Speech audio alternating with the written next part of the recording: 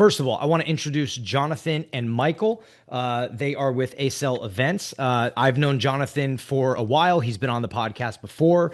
Michael, I've just met. He works with Jonathan, and excited to do this show today. And I'll kind of lay out a few points as to why.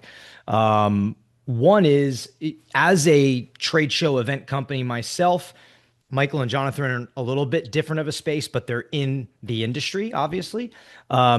We both eat our own dog food, right? So this is a story that I saw Jonathan post about. I follow his content on LinkedIn about Accelevents exhibiting at IMEX. And I really love the simple breakdown of it. And it kind of exposed what I think a lot of people aren't doing well in the industry. So I think it's just a great point to talk about, have a conversation, and kind of drive the point home. Because I think whether you're exhibiting in a 10 by 10 or whether you're exhibiting in an 80 by 60, you can leverage the information and the tactic and strategy to accelerate. So Jonathan, Michael, before I get to you guys and kick this off, I have just a little thing I want to open with. And as I thought about this topic today, what I really thought about was like this one thing. I basically said, like, I've been doing strategy, designing trade shows, building trade show booths, and executing them for 15 years now. And one thing I've learned is that a nice trade show booth does not equal success. And recently, I actually wrote a post on LinkedIn talking about I've been looking at RFPs and requests for trade show booths for 15 years now. And one of the biggest things that I see that is missing is strategy, tactics. It is a lack of that being involved or that being asked for. And too often it's an afterthought when people are going to exhibit, right? And I can go into a whole rant about how it's a sales and marketing channel and how, you're pumping in money, you're pumping in time, you're pumping in resources. Why waste it? Right? Like, why waste it? It is a true channel and a true customer, touch point. So some of the things that we're going to talk about today that I think are very important, particularly is to break out your show into pre-show, during the show, and post-show. And I know that sounds simple, but it's not that simple. It's about the actions that go inside of those pieces. A few other things that I think really matter that don't get talked about enough that we're going to try to hit on a little bit today is, one is the offer. What are you offering people, right? Two is having alignment with sales at your company. Three is very clear goals. And the fourth to me is just like customer experience and value. All right. So I'll kind of get off my soapbox there. We'll just get moving here. So, Jonathan and Michael, you guys exhibited at IMEX. You had a 10 by 10 trade show booth, right? And start by talking to me about the goals. Where did you guys start? You're in this industry. You're going to this trade show. You had done the show a year or so before. So talk to us about the goals, high level here. Yeah. Michael, you want to kick that off on the sales side? Sure. Yeah. Yeah. Obviously we have revenue goals associated with events, right? We need to have positive ROI. And then we think about the conversions that happen to lead you up to that. So clearly we wanted a conversion rate that was similar to other channels, right? As you said, Matt, events are a go-to-market channel, and should be looked at as such and measured in a similar way that you measure other channels. So we basically put the conversion rates back to the number of meetings that we needed to get, right, based on our current conversions in ACV to see the ROI that we were hoping to achieve.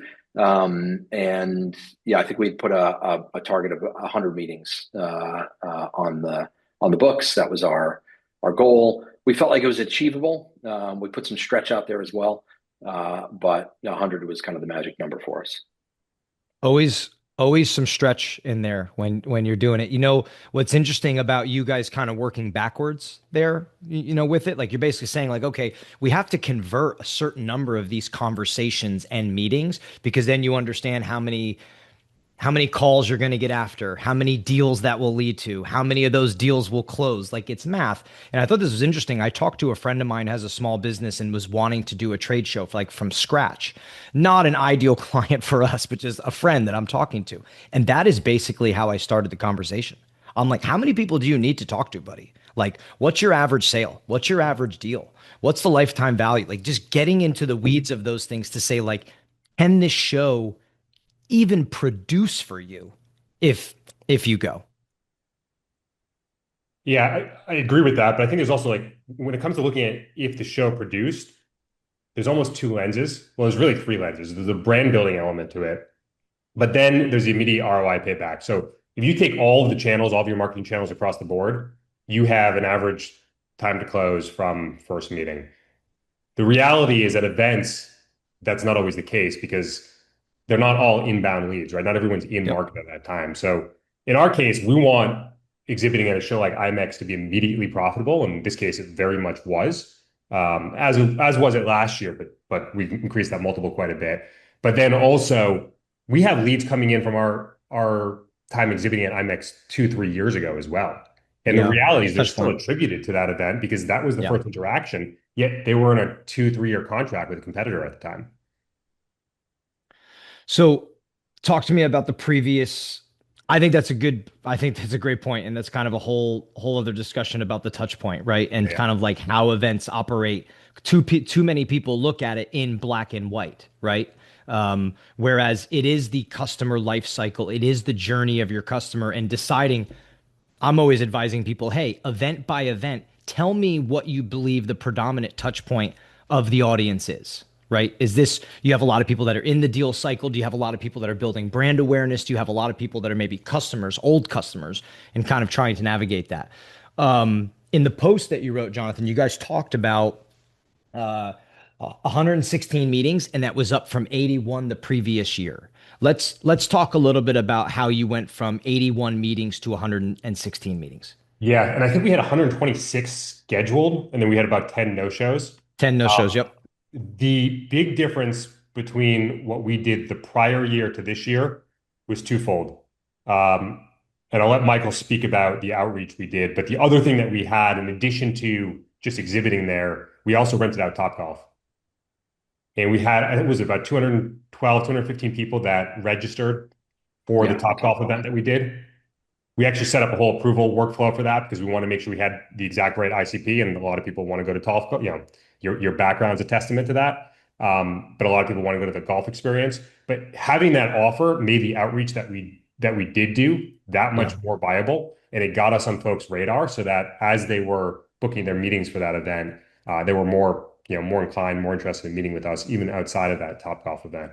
Michael, you want to speak a little bit to the outreach that you did that landed those 126 meetings or scheduled meetings? Sure. Yeah. Yeah. There's a few components that go into it. I think the offer is important. I think authenticity is important, and then volume is important, right? It is, you know, anything is a numbers game, right? You could make the numbers work in your favor by having solid quality and process, but you still need to put the work in. Um, uh, yeah, from an offer standpoint, John talked about the Topgolf offer, and that is where we decided to lead, right? You want to be able to make an offer, right? Give to get, as it's commonly called. I think it's also important not just to throw a boondoggle out there, right, but to make sure that you're connecting with your audience on an authentic and a human level. So I look at our space, and it's kind of an interesting dichotomy in our space, right? You have a part of the audience, the constituents that are, pretty fun loving, right? And out there, really enjoying the on-site experience. And then there's this, kind of robotic aspect to the market as well, right? Which is how a lot of the vendors in the space kind of present themselves, right? With us, we wanted to make sure that we were humanizing our brand, and kind of our ethos is that our tech is so good that you could actually have fun again when you're executing your events, right? That's good. You don't have to worry about about reliability, and we leaned into that a bit, right? And without being overt, right, or in your face, our offer around that Topgolf was, look, we have a lot of serious work on IMEX. Come hit some balls, right? And that worked. As John said as well, it helped that we did have an approval workflow. We have that native in our platform, obviously, not to plug, but we also have a really, really solid, and this is what you were talking about before with sales and marketing being aligned. We have a solid ICP definition. We know who we're targeting, and we're able to access, the attendee list at IMEX. And then use tools that we use every day, right? Pop them into Clay, look at firmographic filters, look at demographic filters, right? And we had a really, really targeted list that we could go attack. When you mentioned volume, how many DMs did you send to the event platform? About 3,200. 3,200. Yeah. How many attendees do you know? 15,000. 14,000 attendees. Yeah. So we filtered that down, 25% of them were ICP fits. Yep. I think with what you guys are saying about that DM, I can say we have done that in the past at events. And I think something that's really important that you both touched on is authenticity and the offer. Because if you are just spamming people in that app, it's not a good look and people don't respond. But when you send a message on an event app to somebody that is relevant, there's a good offer, and there's something that you're sort of putting out there. Years past, we ran the podcast, said, hey, would love to hear you talk on this topic, and the response is great because people don't feel like they're just being pitched or sold. So having that offer, some authenticity, I think those direct messages work really, really well. Matt, there's also what we talked about a few weeks ago, which is, in addition to having the offer with Topgolf, we also created this ultimate guide of all of the sidecar events that took place, like all the after hour parties, everything else that was happening. Posted about that on LinkedIn, got, 50, 100,000 impressions on that on LinkedIn. So people were already like brand aware. They knew that we were making more noise around this event than just having a booth there. And that was another thing that we were able to put in our offer to folks. So again, it was like, if we DM somebody and we give them a piece of content or something like that with no ask, they're going to go look into us, find out more about us. And it's not, just us asking them to meet. They're going the opposite direction too. So let's dive into that aspect. Also, there's a few questions here. Just want to make sure this is a great chat, so keep it coming. Somebody asked about the 100 meetings, and Michael did answer. He said that it was 100 meetings that they booked prior to the show. That's how those 100 that was broke the goal. out. Yeah, that was the goal. Booked prior to the show. booked. Yep. Yeah. And 116 had showed up, which I think is a huge kudos to you guys on the way that you did it. That's a great percentage. First of all, it's a great number to get booked, and then it's a great fall off percentage. Then there was another quick question here. They were asking about which software you use. I think naturally you used your own. We use our own Accelevents. Okay. Yeah. Use your own. So Jonathan, in your post, you kind of posed the question, like, what drove these meetings, right? Like what drove being able to book them? Because this is something that everybody wants to be able to do. As a person that's done this a while, a lot of the questions like, how do we get people there? How do we get people there, right? Like that's like, they know that the people are there because that's the point of the trade show, right? Is to congregate, but how do you get them there? So I thought the way you broke this out was interesting to me. Supporting the community was the first, building a brand was second, and the outbound activity was third. So you had mentioned something to me just now that I thought was really supporting the community. I thought it was creative. You also got the outbound on it out there prior. You didn't just show up with it. So let's talk about a couple of those aspects. Yeah. And you probably heard the term like inbound led outbound. I mean, that's essentially what it is. I would sort of add, like, we had the offer, we supported the community. We also built all the brand around it, which made any of the outreach we did they already knew who we were. And actually, the prior year, I gave our VP of marketing this initiative was, I don't want a single person to walk up to our booth and say, oh, I haven't heard of you before. And she actually nailed that. Like, we didn't have this, I'm talking about a year and a half ago. We didn't have a single person do that. So we had honed in our ad targeting a lot leading up to the event. so that again, like any of the outreach we did, people knew who we were. They might have already been curious to learn more about us. So it was all a unified effort with one thing supporting the other. Yeah. Um, What was your question again? yeah, talk about supporting the community. So it's Yeah. essentially the guide that you put together. Yeah, so we've done this for a few industry events in the past. Basically, what we do is we'll be the first one to publish this guide. It's just basically a big blog post on our website, and we'll collect all of the sidecar events that we know about that are happening. We'll also put a form on there where folks can submit additional events. We'll add them to the list. We circulate this. I post about it on LinkedIn. Other folks on our team do the same thing. We'll put an email. But what happens is it just gets passed around in DMs, in text messages amongst other attendees. And in the 30 days leading up to IMEX, it was our highest traffic webpage. And Mhm. IMEX is the biggest industry event of the year, but we Yeah. see the same spike with other industry events that we participate in.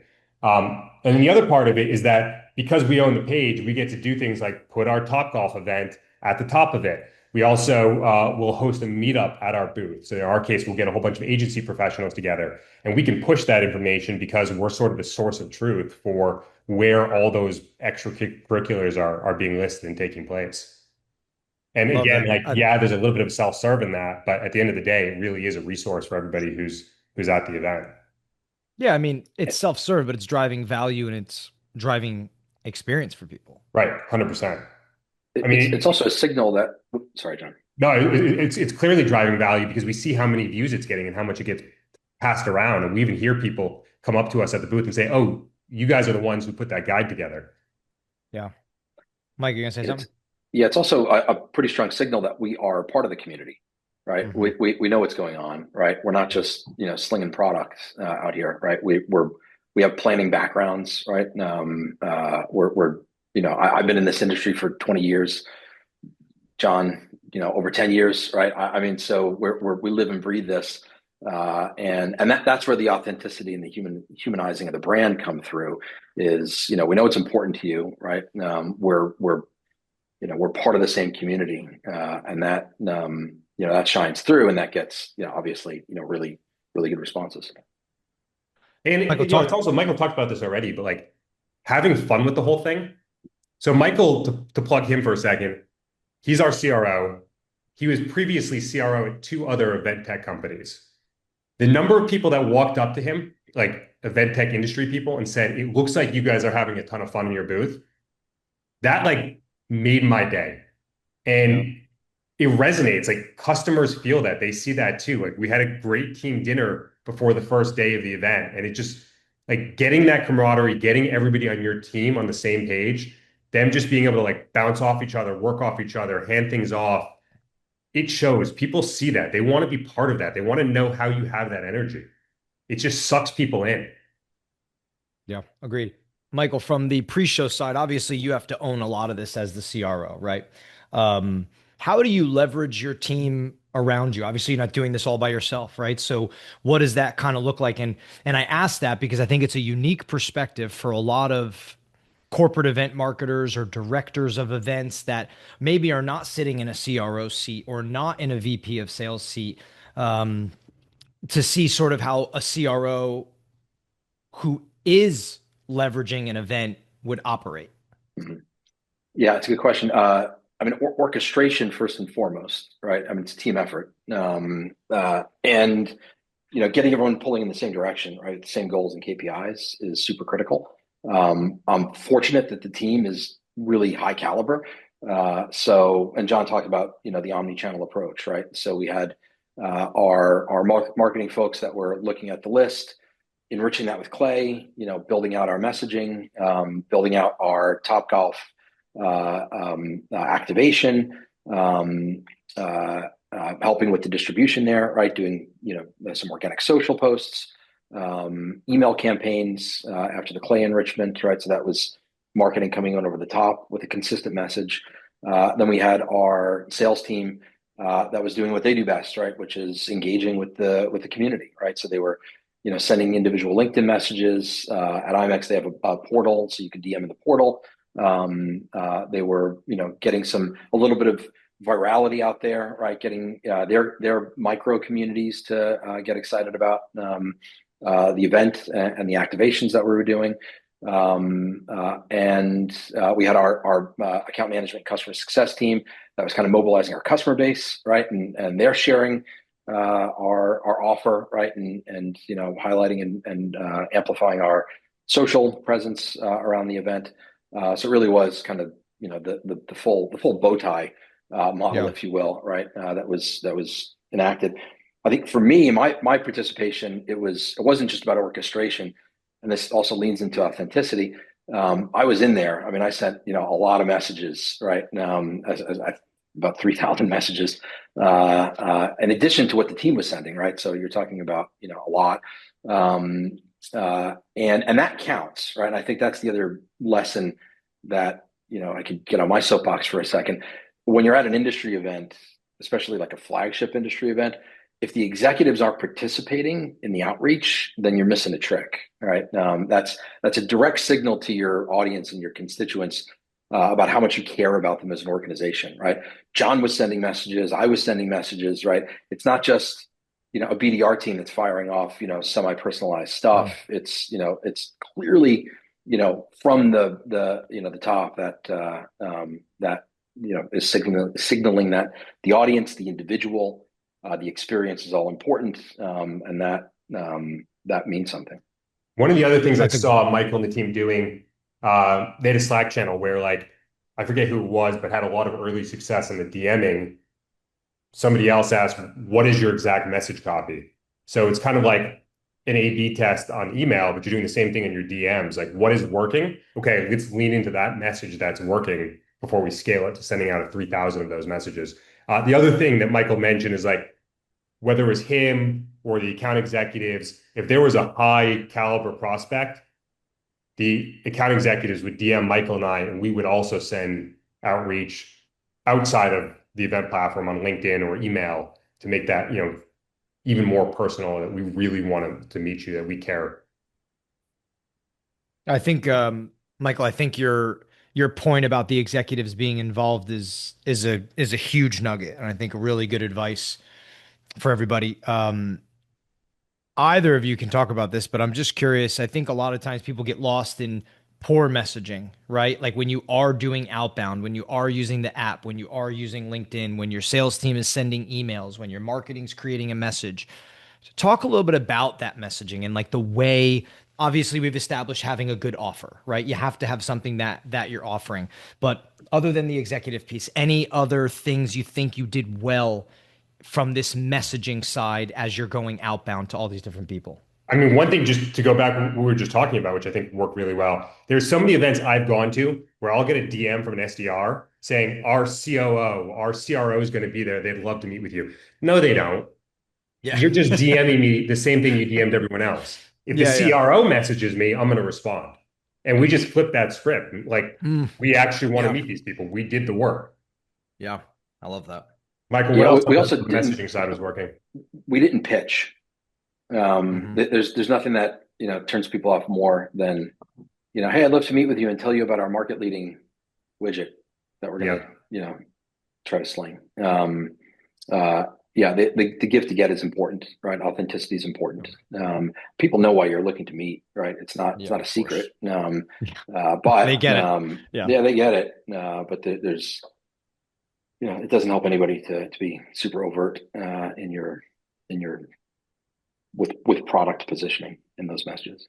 How about let's talk a little about during the event. I'm such a big proponent of like, behavior, kind of the way that you're operating, the way you move through people, the way you move people through an experience, the way you track leads, the way you information. So talk to me a little bit about what you guys did well at the event, during the event, on the floor. I'm going to kick one off. I hate chairs. Wear comfy shoes. Yeah. Nobody wants to walk up to somebody who's sitting down. Yeah, agreed. Posture is important, right? I mean, just your presence is super important. Like look like you're fun. Look like it creates curiosity when people are like, why are they having so much fun? How can I Yeah. participate in that? And be welcome. Yeah, Like if you're sitting or standing and your back is towards the hall, that's horrendous. But this is like Yeah. such obvious things, yet you walk around the Yeah. show floor and 60% of folks are basically pushing you out of their booth. No, you'd be surprised. When we go to events, I tell my team all the time, like drain the social battery, like fully drain it, like just be Yeah. ready to go and fully drain it. It's tough, it's hard. Events are long times. You're up early. Sometimes sometimes you're out late, right? The day is long, but that's what you are there for, right? You are there 100%. to network. You're there to talk. You're there to be personable and fun and not to look like you're miserable being there. And like support your team in doing so. We like in the morning took everybody's Uber Eats order, had food delivered right to our booth so Smart. that Yeah. nobody has to like deal with waiting in line to get food or anything like keep your team fed, keep your team hydrated, get them like just little things like that so that they can maintain that energy when they are on their feet for 9 hours and trade show lights. we were also slammed, and nobody had time to do any of that. So yes, it's important to free coffee. I'll just put that out there again. Yeah. Um, uh, it's also I mean the posture it helps when you're that busy, right? So everything feeds into Yeah. itself, right? It's a virtuous cycle. So we had meetings constantly. We were hammered. I think somebody asked in the chat how many people. I think we had 4 people from the sales team, plus John was there and Billy on our marketing team Yeah. was there. We were all taking meetings. I mean, it was just crazy. When people see the booth slammed, that creates a buzz, and we had 20 something follow-ups from walk-ups, not meetings, follow-ups, like scheduled follow-up meetings. I think to get a bit more tactical on the execution piece, I have a soft rule that there's no demoing at the booth, right? Mm. They're going to get hit with products, meaning the attendees are going to get hit with products all day long. They're not going to remember one screen from the next. So again, authenticity is important. So having a conversation, right? So tell me about, why you're here, right? Let's talk about it. And then scheduling the follow up right then and there, right, is key. We had an absurd number of follow ups come out of it because we were human. We were having a real conversation, which, by the way, that makes it easier to recharge the social battery, right? Because you're Yeah. engaged. You're not just sitting there, doing a click through on a product demo. Um, uh, People are very responsive, right? If you are authentic and you truly care about what their issues are, their problems are, right? Then we had, a massive take rate on the follow ups. And yeah, and the conversations are fun, right? So then that again feeds into the virtuous circle. People are passing by a booth and they're not seeing, 3 people sitting at the high top, with clicking the buttons on the laptop, but they're seeing 10 people in a booth laughing and having conversations, right? Man, that's a party that I want Yeah. to join. So it just continued to add to it, and the results were fantastic. Interestingly enough, I was going to ask kind of, did you talk about prior, like mapping out the experience, right? I really enjoy having that conversation saying, okay, so somebody comes up and they're a preset meeting or they're not, but like, tell me what that looks like, right? And, Michael, you really hit on it where you said, like, well, we didn't demo, which I think is interesting because most people would automatically think that a software company would want to be demoing. So talk a little bit about that experience for somebody when they come up, your staff being prepared. Does everybody know the drill, right? Like what's going on when a person comes up? Yeah. So we had Billy, who's on our marketing team, who's basically the liaison there. And he had already gone, I mean, everybody had already gone through the entire list of pre-scheduled meetings. So like there weren't surprises, right? We knew who was Hmm. coming up. We'd gone through all of their LinkedIn profiles. Like, obviously not memorizing 100 people's headshots, but you're Yeah. getting some idea. You can make it feel more personal. You know in advance, like when they walk up and say their name, you know who they're meeting with right away. So you make them feel like, hey, we were expecting you. We're looking forward to this conversation. But those are the people that are pre-scheduled. Then there's the other folks that are walking up for exactly the reasons we talked about before. And it's just kind of like inviting them into that conversation. You know, that little awkward stance that people do in front of your booth? When they're standing there, yeah. Yeah. And it's almost like we're almost like taking over the hallway in front of our space. Like we want the whole thing to feel like you're in the living room. Yeah. Love Yep. that. Michael, anything to add on the sort of routing flow of folks? No, I think you hit it. Yeah, it's preparation, right? Yeah. Knowing what you're doing, and then from a execution standpoint in the conversations, yeah, I mean, we do a lot of training and coaching as an organization, and we have a pretty well defined way that we execute discovery. In our process, we talk about overall strategic goals. We talk about the tactics that are being used to achieve those goals, and then understand the gaps that the prospect or the customer has. And that same template works to treat on site, right? So, tell me about the big picture.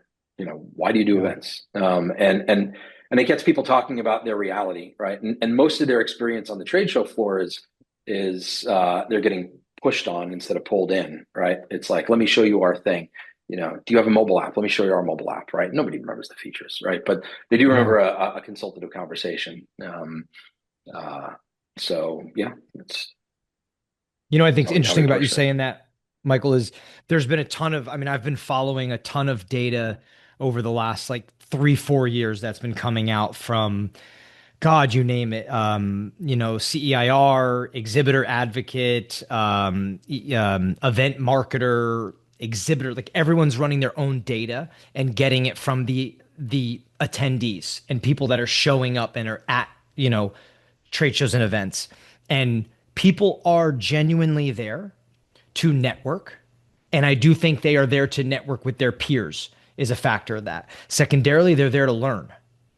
And then the last bit is they all have burning problems that they want to solve. They genuinely have something in their brain, one or two things that is just burning at work with them that they're looking to solve. So the approach, I always say like nobody wants to be pitched, nobody wants to be sold at. And what you're talking about pulling them in, it is more human, it is more authentic.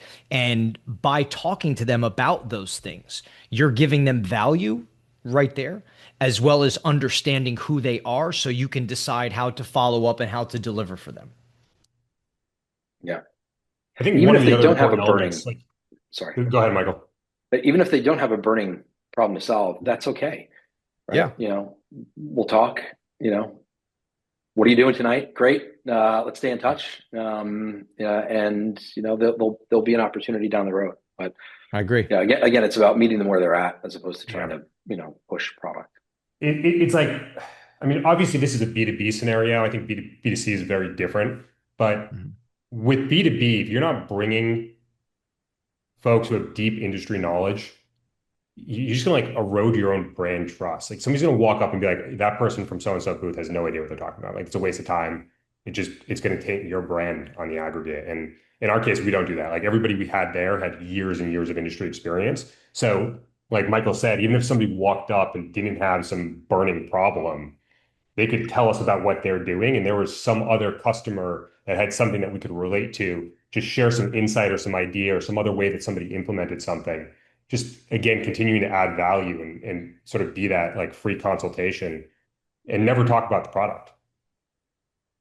I think a lot of larger companies really struggle with that, right? With who they send to the show. At times they lack, control. They have different regions, they have different sections of the business, and it becomes more difficult. But I have heard from talking with a lot of event marketers that they get very frustrated with who is at the show, who is at 100%. the event, and wanting to handpick their team. We got a question here. I want to make sure that we get to. Hold on, Ish kind of pumped it in here. Yeah, well, you point out, I'll add like our account executives look at the events that we're investing in as an opportunity. Like it gives them an offer to do outreach with because just cold outreach just it doesn't really work that well anymore. Yeah. So when they have something where they can add value, they can 10x their conversion rate, they're putting the work in there. Yeah. All right. We got a question from Farah, guys. It says, for your pre-show marketing, did your list come from your existing database of customers and prospects, or did you purchase it? Like, where are you getting all this data from? So in the case of this show, there's a portal that we can log into and filter the attendees. So starting there and then pulling folks out, often manually, doing the enrichment as we need, messaging them in the portal, email, LinkedIn, really just omni-channel to hit them everywhere we can. But then also using our existing list internally from people that have participated in past years. We also crawl LinkedIn for anybody who's posting about the event, finding anybody who's just showing any level of engagement with that event. Yeah, and Francisco asked a similar question, saying, not every event offers up their list. And what Yeah. I would say to Francisco, something is about your data year over year really matters. So if you're going to a show, tracking your data, keeping your data, having good notes, and carrying that from one year to the next. And then obviously there's a lot of creative ways to kind of scrape stuff together if the show doesn't offer it, but your own personal data becomes more important every single year than you can imagine. Um, Two more questions. We'll kind of hit a question streak here. Uh, this question's from Sydney. Hi, Sydney, by the way. She says, we're a smaller team of about 15 staff supporting a 20 by 30 booth. Our sales team has asked about implementing scheduled shifts. I'm hesitant because the first day of shows is typically very busy for us, though we do sometimes see slower periods where team members step away to walk the floor. Given that our team is experienced and values downtime to recharge, I'd appreciate insight into the best practices for balancing booth coverage with staff breaks. I think that Fire starts with away, who you're guys. staffing the booth with. Like in our case, the booth is mostly staffed by quota carrying account executives. They want to be there. Yeah. I mean, simple as Or the that. right Like ones do. The right ones do. You might the have right some ones that don't. do. So like Yeah. you might not have this might come across mean, but like the reality is you might not be bringing the right people to the event. Yeah.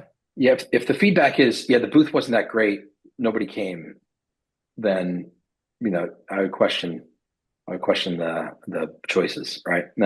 It's, you have to take accountability, right? And put the work in, right? It's not a passive thing. You're not standing there, with the entitlement of people are going to come and let me pitch them, right? You have to be a bit more proactive. That said, I think with a booth that big, 15 staff, right, then probably makes sense to give people a breather. I've tended to do it more ad hoc as opposed to scheduling shifts. Um, I think that's I'm very fortunate in that most of the people that I've been at shows with over my career, I've wanted to be there and don't want to step away, right? But sometimes it's like, hey, we got a lull right now. A lull right now. Go, grab a coffee, take a breather. Um, uh, yeah, I know it's not a direct answer, but my preference is to avoid the issue with Yeah, preparation. I mean, I've been to a few shows when we're exhibiting or activating where I don't eat lunch, but that's kind of just my choice. I get lost in what we're doing. But Sydney, Yeah, I but would like say to again, you like kind of coffee and lunch, okay, like John. you as a team need to be taking care of those things for your Yeah. everybody who's working your booth. Yeah, for Don't sure. give them a reason to leave. The other side of it though is that like we talked about this a second ago, you want your AEs, you want your team to know the industry inside and out. And Yeah. just like the customers are there, it's a great opportunity for your team to learn more about the industry. So it is good to budget some time for them to go and talk to other exhibitors, learn what else is going on. Yeah, And Sydney, I yeah, think oh, go ahead, Michael. yeah. Not to turn it back, but if the people are thinking about it as a shift at the booth, Yeah. then you have probably a misalignment of goals, Yeah. right? Is what I would say. Yeah, I We're think not the certain language experts. itself kind of right? Like the language kind of tells the story. Right. you know, I would suggest, Sydney, you asking people to be flexible, right? Because I think it also depends on the booth, the experience that you designed, the meetings that you booked, right? There's a lot of different factors on when people can be relieved or switch or swap, and it kind of runs into the rhythm of what you're doing per se. So someone kind of has to be in control of that. And I don't know if I would be running scheduled shifts unless you just have steady traffic all the time and the same variables. You can move people around, but I would much more be willing to say that, hey, we're going to have someone that's going to kind of keep track of this, and then be able to go to people and say, hey, look, if you need 15, go, kind of like what Michael said, right? Like just being flexible and on it, because things can change really quickly on the show floor. Or just, hey, we're gonna bust our ass for 3 days. Take Monday off. Yeah, there you go. Do that too. Yep. We had another question here. Sorry, I'm just trying to grab them up in the chat here because there's good. Uh, Tamara asked a good question. What's your timelines for prep and outreach? Sometimes too soon, and attendees aren't in the event mindset to make decisions or be open to thinking about securing meetings or attending events. So timelines for outreach. Yeah, you start early, right? If you're going to do omni-channel, right? If it's just pinging someone in the networking app, then you're right. Attendees aren't logging in there until closer to the event. You want to be in there first, right? And looking at the audience and being selective and starting your outreach, getting those messages out there. But again, I think what we're preaching is an omni-channel approach here, right? So being able to rip that list, enrich it, start hitting LinkedIn, right? Emails, other socials, right? You want to start creating that buzz and that presence, and you could be the catalyst to get them thinking about the event, right? And then they're going to associate you with the event as opposed to, okay, now I have time for the event. Let me see who the vendors are, right? And then you're playing catch up, right? You need to, I think, be proactive. At IMEX, we started like 6 weeks out, and that's 4 to 6 weeks out is pretty typical for us. Yeah. You can also you can warm that list up in advance. I talked before about some of the ad campaign we did across Meta and LinkedIn to just build brand awareness going into the event. Take your list from past years, upload those to the ad platforms, do target outreach. Also, you can do like retargeting ads at things like the ultimate guide that you created from the previous year. Any of those things to really just warm up the audience of the folks that you know have attended in the past, to keep yourself top of mind. It's so inexpensive to do that because you're talking about like a couple thousand people. Yeah. Sorry, I'm a little lost in this chat here. I'm just trying to I'm trying to pluck some of this stuff out. There's some good questions in there. Another one in the Q&A here is from Ashley. It says, is there anything the event organizers, in your case IMEX, can do to help exhibitors with their on-site presence? And that's really more an association question, but I'm sure exhibitors, I'm sure we have an answer for that. How long you got? Yeah, I was gonna say. I can run out the time on this. Yeah. I think the first thing is, not to be too self-serving on this, but obviously we sell to event organizers. That's our market. And when they have exhibitors, having a dedicated exhibitor resource center is key. So an area where the exhibitors in a portal can, manage their attendees, make sure the collateral is all up to date, right? Access lead retrieval, right? So that's huge. I think the networking piece as well is very, very important. That's kind of the whole thing that we're talking about here, right? So just if we build it, they will come is not really enabling people, right? So having a structured technology enabled networking strategy is super important, right? You want to make sure that exhibitors and attendees can find each other in an appropriate way, right? You don't want to give people the ability to spam, but networking that you could filter by needs, right, or areas of interest. We have a lot of takers on our AI enabled capabilities to do that, right? So proactive suggestions based on attendee profile or questions that you're asking during registration. But yeah, I mean, you want to try to take the guesswork out of it, right? If your exhibitors are coming and saying, "Oh boy, I hope this show is good. Hope there's a lot of foot traffic," right? Then it's too late, right? Yeah. You want to make sure that they're going into it saying, "Man, here's our schedule." Right? If you're doing shifts and it looks like shifts work for a lot of people, I'm not here to tell you you're wrong, but it's like, all right, I have 15 people at the booth.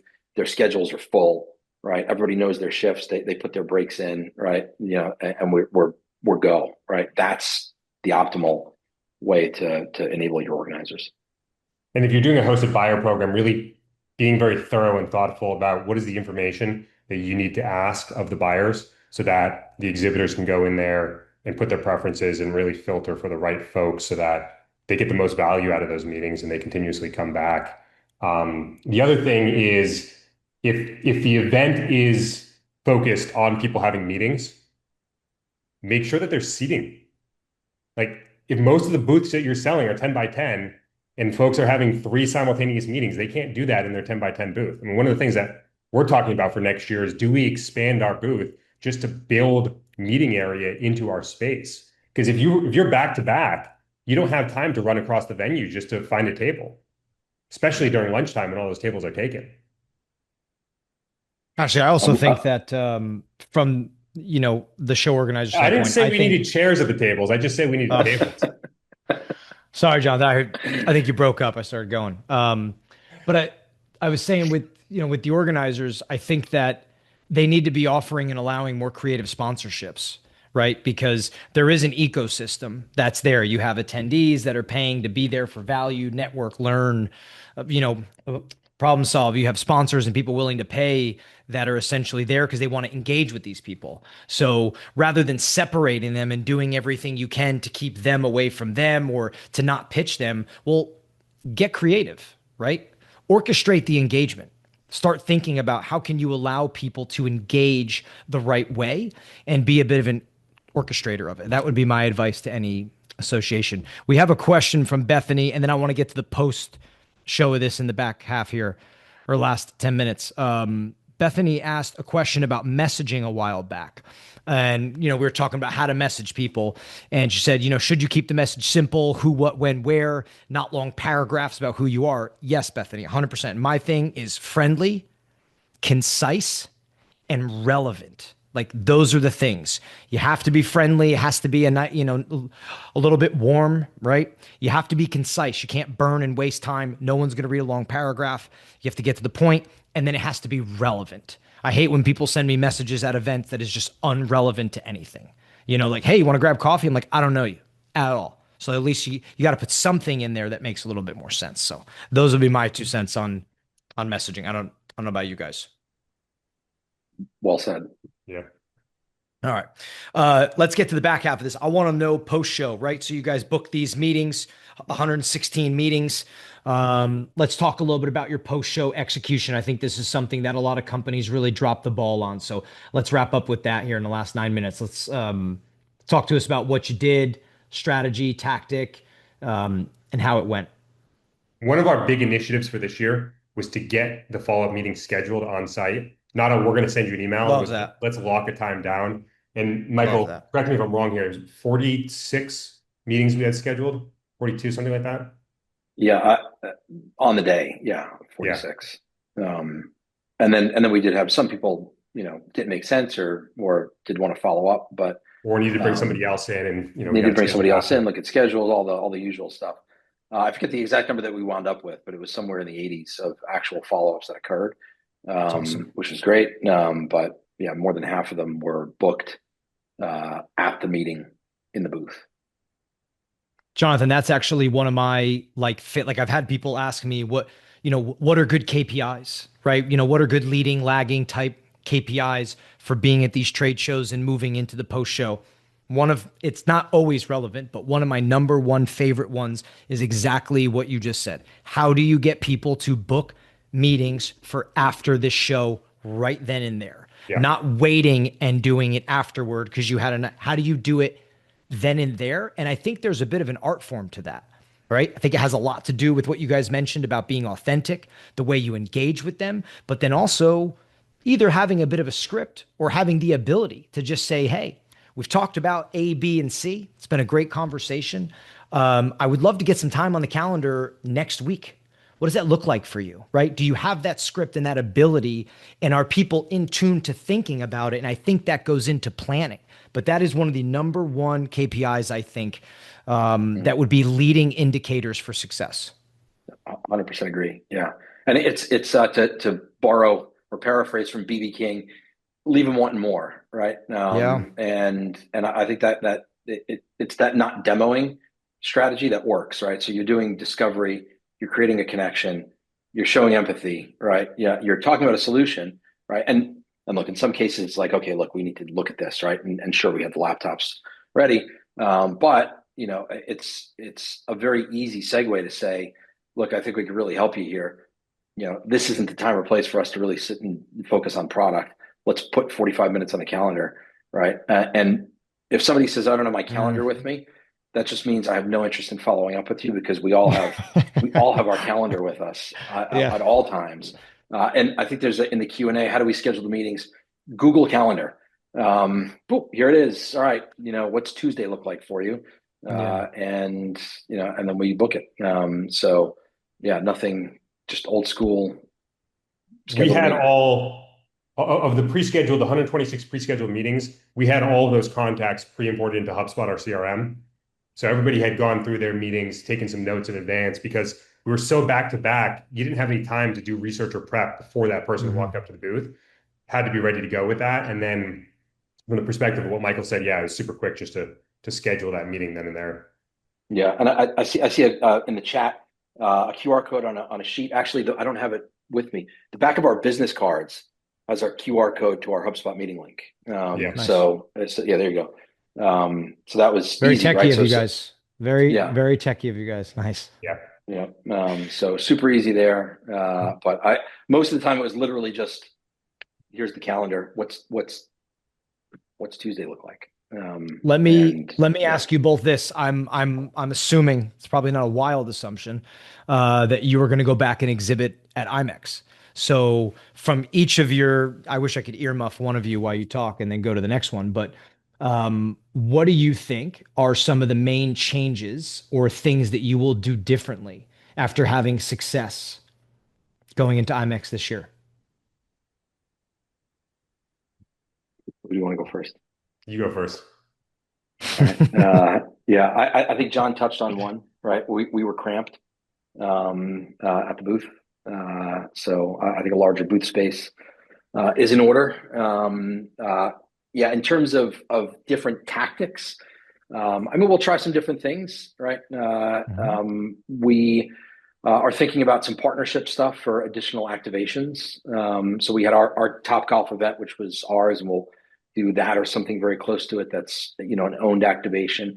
But our presence there and just across the ecosystem, there have been a bunch of potential partners that have reached out, want to do stuff with us, so we could expand there.